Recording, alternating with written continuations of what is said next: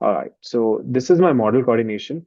So I believe if you are not aware about model coordination as a capability, so model coordination is a functionality. It's under project. It's under Autodesk Forma that helps you with the clash coordination.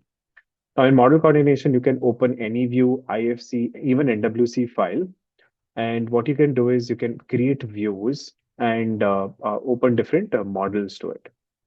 So in model coordination, we have this capability under under the below tab. It's known as object table. So you see that this is basically object table.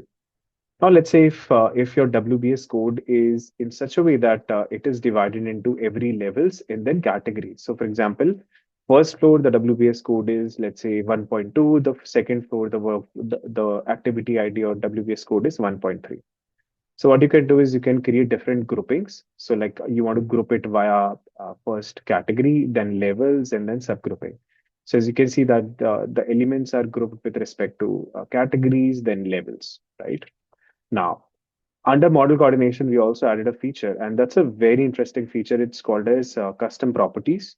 So for example, let's say you want to add a custom property to Revit model or even Navisworks file or an IFC file. So you can add a property. So this will open the parameter service of ACC. So if you are not able to access this, please ask your IT admin to provide you access. Once you have this parameter service, so you see that model label is one of the identifier which I've added.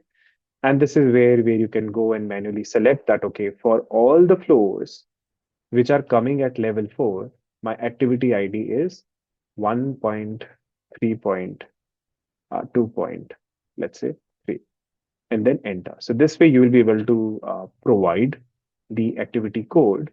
And then once all of this activity code are added, what you can do is you can export this into an Excel. So what this will do is it will take the Revit element ID and also the data which you have added and export this into an Excel. So then you share, the planning team can share this Excel to the modeling team. And there is a Dynamo script which we have created. Maybe we'll share in the Forma project.